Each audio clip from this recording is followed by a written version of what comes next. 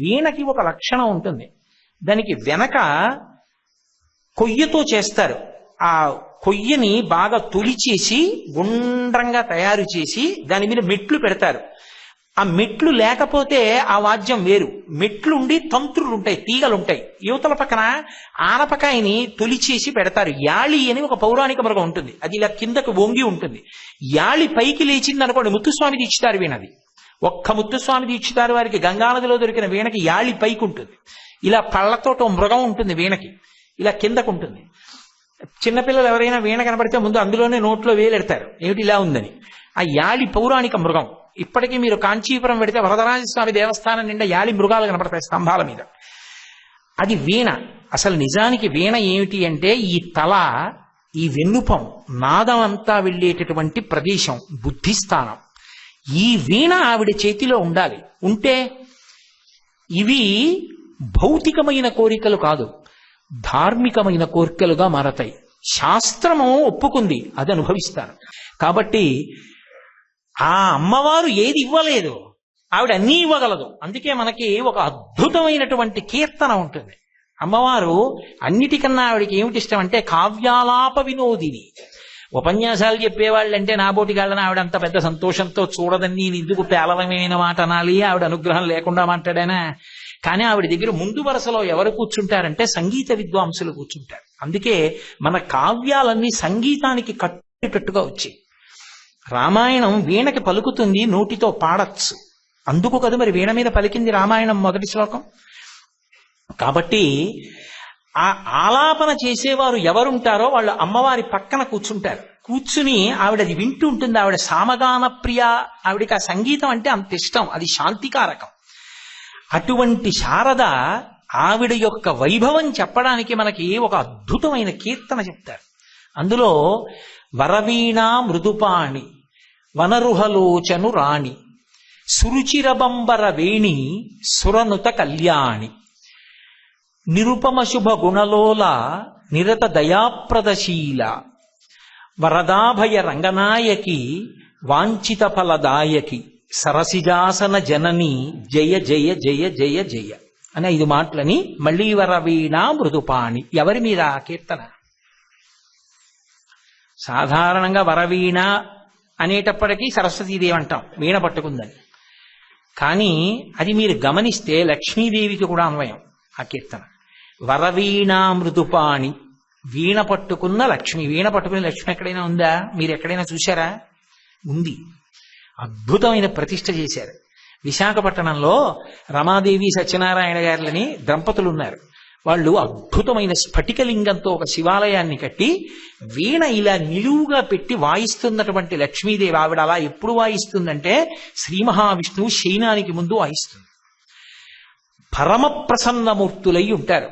చూసి తీరాలి ఆ దేవాలయం. లక్ష్మీదేవి వీణ నిలబెట్టి వాయిస్తుంది. ఆంధ్రవాద్యం అంటారు. అలా నిలబెట్టి వాయిస్తారు ఇప్పటికీ కొంతమంది విద్వాంసులు. అలా వీణ నిలబెట్టి వాయిస్తూ ఉంటుంది. కాబట్టి లక్ష్మీదేవికి వీణ వాయించే అలవాటు ఉంది. వరవీణ మృదుపాణి వనరుహలోచను రాణి. తామర పువ్వుల వంటి కన్నులున్న శ్రీ మహావిష్ణువు యొక్క ఇల్లాలు వనరుహలోచను రాణి సురుచిర బంబర వేణి.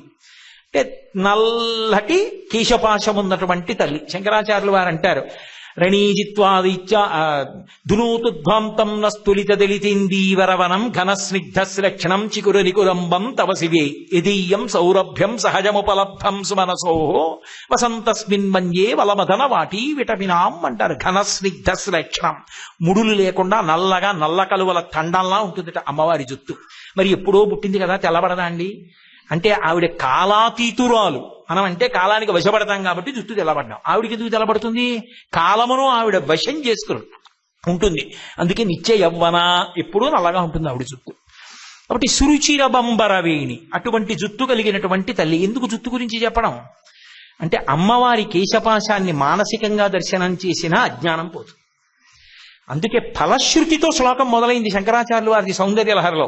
ధునోతుధ్వాంతం, మా అజ్ఞానపు చీకట్లు విచ్చిపోవుగాక. దేంతో? అమ్మవారి కబరీబంధ దర్శనంతో.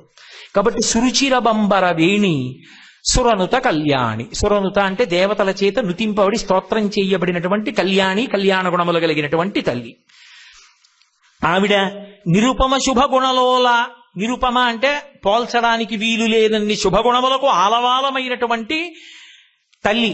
లోల అంటే ఆవిడికి ఆ మంచి గుణములంటే అంత ఇష్టం, అంత లౌల్యం, అన్ని మంచి లక్షణాలు కలిగినటువంటి తల్లి, అంత మంచి లోకానికి పంచిపెట్టగలిగిన తల్లి. కాబట్టి నిరుపమ శుభ గుణలోల నిరత దయాప్రదశీల. ఆవిడ దయ చెప్పడానికి వీలు లేదు, అంత దయ ఆ తల్లిది. అందుకని నిరత దయాప్రదశీల వరదా ప్రియ.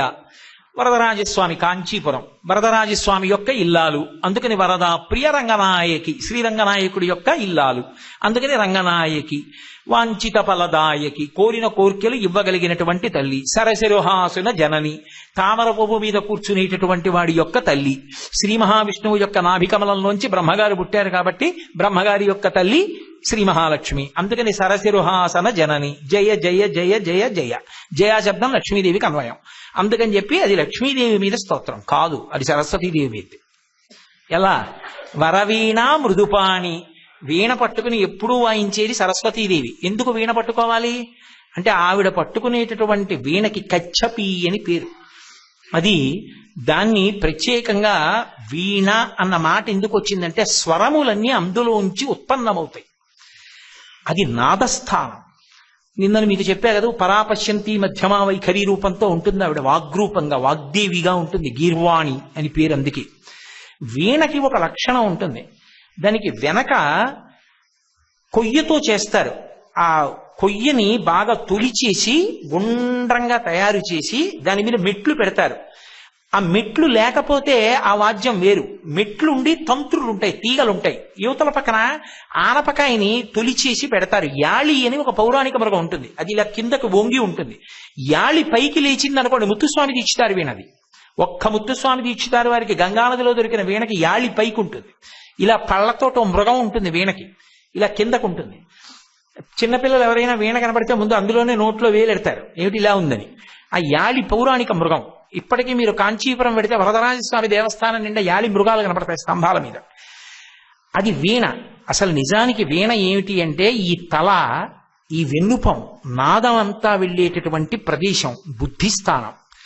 ఈ వీణ ఆవిడ చేతిలో ఉండాలి. ఉంటే ఇవి భౌతికమైన కోరికలు కాదు, ధార్మికమైన కోరికలుగా మారతాయి. శాస్త్రము ఒప్పుకుంది, అది అనుభవిస్తాను. అటువంటి బుద్ధి ఇక్కడ పుట్టి అటువంటి భోగమునకు కర్మేంద్రియములు కారణమవుతాయి ఎప్పుడు ఆవిడ పట్టుకున్నప్పుడు. అది విపంచి. వరవీణా మృదుపాణి. మృదువైనటువంటి చెయ్యి కలిగినటువంటి తల్లి సరస్వతీదేవి. వరవీణా మృదుపాణి వనరుహలోచను రాణి. బ్రహ్మగారికి కూడా తామర పువ్వులంటే కళ్ళే ఉంటాయి, అందుకని బ్రహ్మగారి ఇల్లాలు. వనరుహలోచను రాణి. సురుచిర బంబర వేణి. సరస్వతీదేవి జుత్తు అలాగే ఘనస్నిగ్ధ శ్లక్షణం చికురు నికులంబం తవసివే.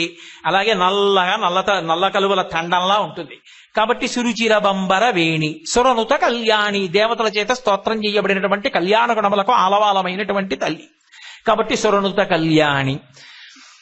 నిరుపమ శుభ గుణలోల. సరస్వతీదేవి దగ్గర శుభప్రదమైనటువంటి గుణములు తప్ప ఇంకొకటి ఎలా ఉంటాయి అసలు జ్ఞానకారిణికి? అందుకని సమస్తమైన గుణములు శుభప్రదములే. కాబట్టి నిరుపమ గుణ శుభలోల. నిరత దయాప్రదశీల. అపారమైన దయతో ఆవిడ అందరికీ కూడా సరస్వతి కటాక్షాన్ని ఇస్తూ ఉంటుంది కాబట్టి నిరత దయాప్రదశీల. వరదాప్రియ. మరి ఇందాక వరదరాజస్వామి ఇల్లాలన్నారు మీరు. వరదాప్రియ అంటే వరదాప్రియ కొంచెం మాత్రండి. వరములను ఇచ్చుటయందు ప్రియా ఇష్టమైనది. అందరికీ వరాలు ఇవ్వడం అంటే ఆవిడికి ఇష్టం. అందుకే కదూ శరజ్యోత్స్నా శుద్ధాం శశీత జటాజూట మకుటాం వరత్రాసత్రాణ స్ఫటిక ఘటికా పుస్తకరాం సకృన్నత్వానత్వా కథ వివసతాం సన్నిధతే మధుక్షీరద్రాక్షా మధురి మధురీణా ఫణితయ. వరత్రాసత్రాణ అని శంకర భగవత్పాదులు అన్నారుగా, వరదముద్ర పట్టుకుంటుంది, వరాలు ఇస్తూ ఉంటుంది. అందుకని వరదా ప్రియ. వరములు ఇవ్వడం ఆవిడికి ఇష్టం. వరదా ప్రియ. రంగనాయకి.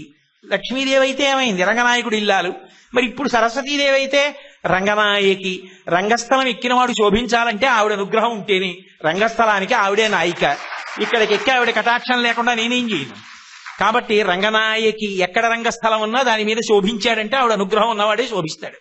అందుకని రంగనాయకి. వరదాప్రియ రంగనాయకి. వాంఛిత ఫలదాయకి. ఏ కోరికనైనా తీర్చగలిగిన సమర్థత కలిగినటువంటి తల్లి. సరసిరుహాసిన జనని. ఇదెలా మరి ఇందాక అయితే తామర పువ్వు మీద కూర్చున్న బ్రహ్మగారి యొక్క తల్లి లక్ష్మీదేవి అన్నాను. మరి ఇప్పుడు ఎలా? సరసీరుహము అంటే తామర పువ్వు మీద ఆసన కూర్చుంటుంది, ఆవిడ కూర్చుంటుంది. సరస్వతీదేవి తామర పువ్వు మీద కూర్చున్న మూర్తి మీరు చూడలా? వికసనానికి గుర్తది. అందుకని తామర పువ్వు మీద కూర్చుంటుంది. అందుకని సరసిరుహాసన, తామర పువ్వు మీద కూర్చున్నదానా జననీ తల్లి. కాబట్టి ఇప్పుడు ఏమైంది? సరస్వతీదేవి అయింది. సరసిరుహాసన జననీ జయ జయ జయ జయ జయ. ఆవిడ లేకుండా జయం ఎక్కడి నుంచి వస్తుంది? సరస్వతీదేవి. ఇప్పుడు ఈ కదలికలు ఏమైంది? పార్వతీదేవి అయింది. ఇప్పుడు ఈ మూడు కలిపి ఏమైంది? ముగ్గురమ్మల కీర్తన అయింది. అది ఎవరో ఒకరి మీద కీర్తన కాదు. ఏ వరవీణా మృదుపాణి వనరుహలోచనురాణి ముగురమ్మల మీద కీర్తన అయితే ఆ అమ్మవారు ముగురమ్మల మూలమూర్తి అని నేనంటే మీకు అనుమానం ఎందుకు? కాబట్టి ఇప్పుడు శారద ఏమి ఇవ్వగలదు అంటే చదువు ఒక్కటే కాదు, దానితో పాటు అన్నీ ఇవ్వగలదు. ఆవిడ ఇవ్వలేనిది లేదు, దేన్నైనా ఇస్తుంది. అందుకే వరత్రాసత్రాణ స్ఫటిక ఘటికా పుస్తకరాం. అటువంటి తల్లి యొక్క అనుగ్రహాన్ని మనకి పరిపూర్ణంగా పంచిపెట్టడం కోసమని పెద్దలు సంకల్పం చేసి కష్టపడి ఇంత గొప్ప ప్రాంగణాన్ని తీసుకొచ్చి మనకి కానుకగా అందించారు.